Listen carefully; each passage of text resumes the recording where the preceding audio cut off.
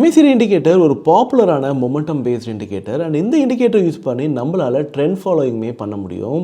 ஒரு ரெண்டு இஎம்ஏவோட ரிலேஷன்ஷிப்பை ரொம்ப பியூட்டிஃபுல்லாக போர்ட்ரேட் பண்ணுறது தான் இந்த MACD இண்டிகேட்டர். இந்த இண்டிகேட்டரில் மொத்தம் 3 காம்போனன்ட்ஸ் இருக்குது.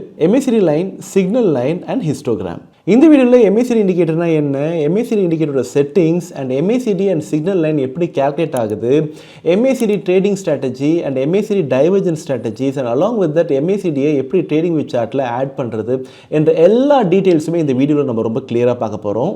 நம்ம முன்னாடியே சொன்ன மாதிரி ரெண்டு இஎம்ஏயோட ரிலேஷன்ஷிப் தான் இந்த MACD இண்டிகேட்டர்.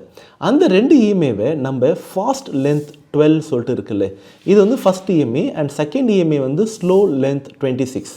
ஸோ அந்த 12 EMA அண்ட் 26 EMA வச்சு தான் இந்த மொத்த MACDயுமே கான்ஃபிகர் ஆக போகுது. இப்போ நம்ம MACD இண்டிகேட்டர் செட்டிங்ஸ் பார்த்துடலாம். 12 அண்ட் 26 EMA நம்ம சார்ட்டில் ஆட் பண்ணிக்கலாம்.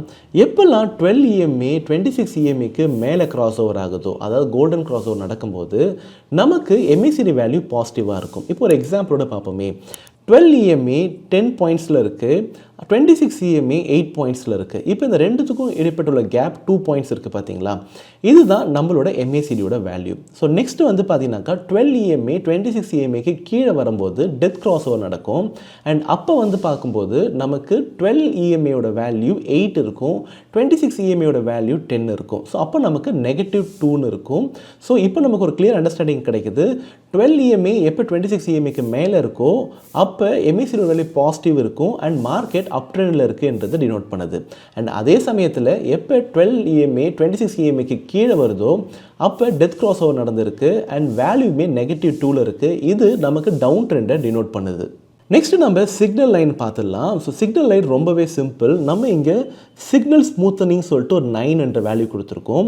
இந்த வேல்யூ ஒரு 9 EMAவை குறிக்குது. பட் இது எதனோட வேல்யூவை யூஸ் பண்ண போது பார்த்தீங்கன்னாக்கா MACDயோட வேல்யூ கேல்குலேட் பண்ணோம்ல, அதனோட 9 EMA தான் இந்த சிக்னல் லைன் என்றது. இப்போ நமக்கு MACD அண்ட் சிக்னல் லைன் ஈஸியாக புரிஞ்சிருச்சு.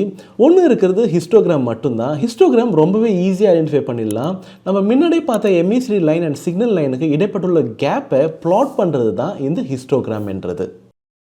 இப்போ நமக்கு MACD இண்டிகேட்டர்னா என்ன அண்ட் அதனோட செட்டிங்ஸை பற்றி கிளியராக புரிஞ்சிருச்சு. Technical analysis for beginners video சீரிஸ்க்கு ஒரு அன்புடன் வரவேற்கிறேன். நம்ம இந்த வீடியோ சீரிஸில் அண்டர்லைங் இண்டிகேட்டர்ஸில் ஒரு 6 இண்டிகேட்டர்ஸும் ஓவர்லே இண்டிகேட்டர்ஸில் ஒரு 8 இண்டிகேட்டர்ஸுமே பார்த்துட்டு வரோம். இதனோட வீடியோ லிங்க்ஸ் டிஸ்கிரிப்ஷனில் இருக்குது, மறக்காமல் எல்லா வீடியோஸுமே பாருங்கள். இப்போ நம்ம MACD ட்ரேடிங் ஸ்ட்ராட்டஜி பார்த்துடலாம். இது ஒரு continuation trade setup.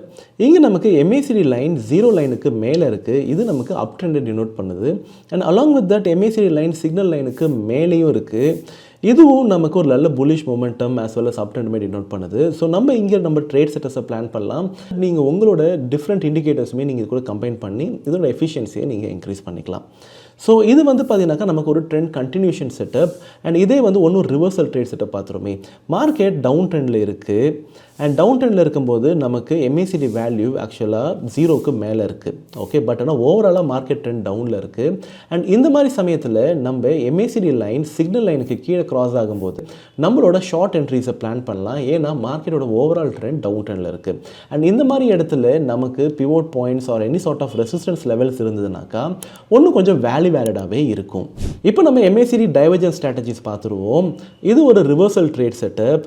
Market lower low form பண்ணிட்டு இருக்கு, அதே சமயத்தில் MACD ஹையர் லோஸை ஃபார்ம் பண்ணிட்டு இருக்கு.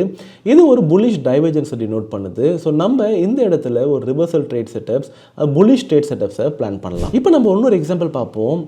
மார்க்கெட் ஹையர் ஹை ஃபார்ம் பண்ணிட்டு இருக்கு, அதே சமயத்தில் MACD லோயர் ஹைஸ் ஃபார்ம் பண்ணியிருக்கு. இது பேரிஷ் டைவர்ஜென்ஸை குறிக்குது. நம்மளோட ஷார்ட் பொசிஷன்ஸை நம்ம இங்கே பிளான் பண்ணலாம். அண்ட் அலாங் வித் தட் இந்த மாதிரி இடத்துல நமக்கு நல்ல ரெசிஸ்டன்ஸ் இருந்ததுனாக்கா இது எஃபிஷியன்சியுமே இன்க்ரீஸ் பண்ணும். இந்த வீடியோ ரிலேட்டடான குவெரிஸை கமெண்ட் பாக்ஸில் டைப் பண்ணுங்கள். உங்களுக்கு வேறு ஏதாவது டவுட்ஸ் இருந்ததுனாக்கா எங்களோட கான்டாக்ட் இன்ஃபர்மேஷன் டிஸ்கிரிப்ஷனில் இருக்குது, மறக்காமல் யூஸ் பண்ணிக்கோங்க. Thank you. It's DT signing off. By.